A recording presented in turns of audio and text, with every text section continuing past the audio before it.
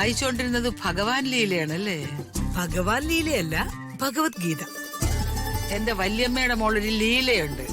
അവൾ എപ്പോഴും ഒരുമാതിരി ഗീത വായിക്കുമായിരുന്നു. എനിക്ക് ആ ഓർമ്മയാ വന്നത്. ഞാൻ ഈയിടെയായി ഭക്തിമാർഗത്തിലൂടെയാ. പക്ഷെ എന്താണെന്ന് അറിയുന്നില്ല. ചില പുസ്തകങ്ങൾ വായിച്ചാൽ ഒന്നും മനസ്സിലാവുന്നില്ല. അമ്മിണിയമ്മ ഏതോ തീർത്ഥാടനത്തിന് പോകുന്നു രാജു പറയുന്ന കേട്ടല്ലോ.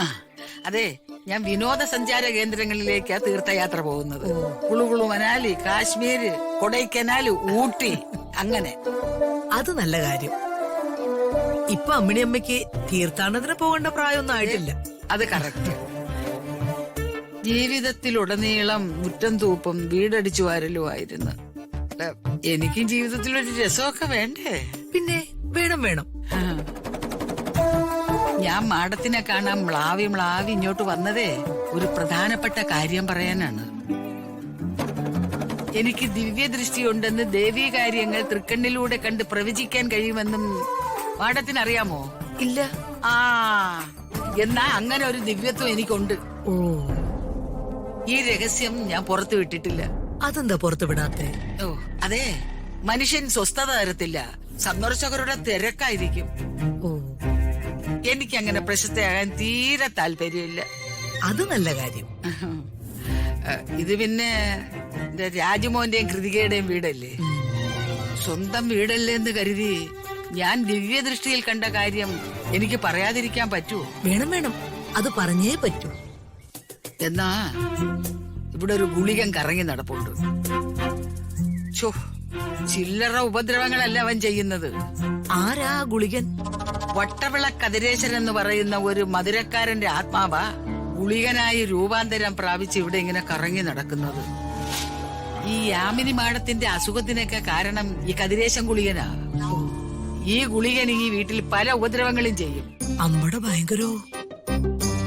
ഈ ഗുളികൻ ഇവിടെ വന്ന് കയറാൻ കാരണം എന്താ? ഈ വട്ടവിള കതിരേശൻ ഒരു ഉള്ളിക്കച്ചവടക്കാരനായിരുന്നു. പണ്ടം കണ്ട ഈ കോലോത്ത ഏതോ തമ്പുരാട്ടിയെ ഈ അലവലാതി പ്രേമിക്കാൻ ശ്രമിച്ച് ഇവിടത്തെ തമ്പുരാൻ അവനെ പാരക്കടിച്ചു കൊന്നു. അതുകൊണ്ട് ഈ ആത്മാവ് ഇവിടെ നടക്കുന്നത് തന്നെ തോളിലൊരു പാരയും വെച്ചോണ്ടാ. അവനിവിടെ ഓടിക്കാൻ എന്താ ഒരു വഴി? അല്ല, ഹോമമന്ത്രവാദം ഒന്നും വേണ്ട. പിന്നെ ബീഡി വഴിപാട് നടത്തിയാ മതി. ബീഡി വഴിപാടോ? അതെന്തോന്ന്? ഈ ആത്മാവിന്റെ ഓണർ കതിരേശൻ ഭയങ്കര ബീഡി വലിക്കാരനായിരുന്നു. 1000 ബീഡി വലിക്കാരെ കണ്ടെത്തി ഇവിടെ വിളിച്ചു വരുത്തണം. അങ്ങനെ അപ്പൊ കതിരേശന്റെ ആത്മാവിന് തൃപ്തിയാകും. അപ്പൊ അവൻ അവന്റെ പാട്ടിനങ്ങ് പോക്കോളും. ഈ കതിരേശന്റെ ആത്മാവിനെ എനിക്കൊന്ന് കാണിച്ചു തരാൻ പറ്റും? എനിക്കൊന്ന് സംസാരിക്കാനാ. വേണ്ട തമ്പുരാട്ടി, അവനൊരു ആഭാസനാ. അതിരിക്കട്ടെ, അമ്മിണിയമ്മയ്ക്ക് ഈ ദിവ്യസിദ്ധി എങ്ങനെയാ കൈവന്നേ? അതൊരു കഥയാ, ഞാൻ പറയാം. എനിക്കൊരു 10-20 വയസ്സ് പ്രായമുള്ളപ്പം എന്റെ ശരീരത്തിലൊരു സന്യാസിയുടെ ആത്മാവ് കയറിക്കൂടി. ആ ആത്മാവ് എന്റെ മനസ്സിലിരുന്ന് ചില മന്ത്രങ്ങളും തന്ത്രങ്ങളും ഒക്കെ മൂളിക്കൊണ്ടിരുന്നു. അങ്ങനെ ഞാൻ വീട്ടിലിരുന്ന് ചമ്പ്രം പടിഞ്ഞ് ഒരേ ഇരിപ്പ്. അതെ, എനിക്ക് വട്ടാണെന്നും പറഞ്ഞ് എന്റെ വീട്ടുകാർ എന്റെ തലയിൽ നെല്ലിക്ക തളം വെച്ച്. തണുപ്പ് സഹിക്കാൻ വയ്യാതെ സന്യാസിയുടെ ആത്മാവ് ഇറങ്ങിയങ്ങ് പോയി. പക്ഷേ പോയപ്പോ അങ്ങേരെ എനിക്ക് ദിവ്യദൃഷ്ടി തന്നിട്ടാ പോയത്. അപ്പോ ഗുരു അമ്മിണി ദേവിന്ന് പേര് മാറ്റണം.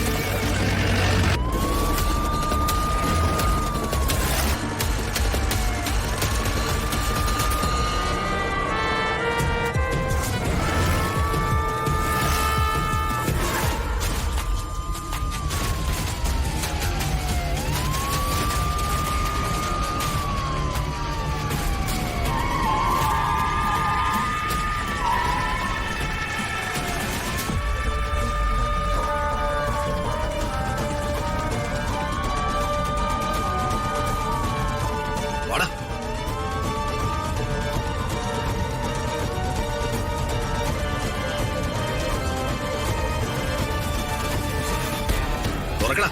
ആ.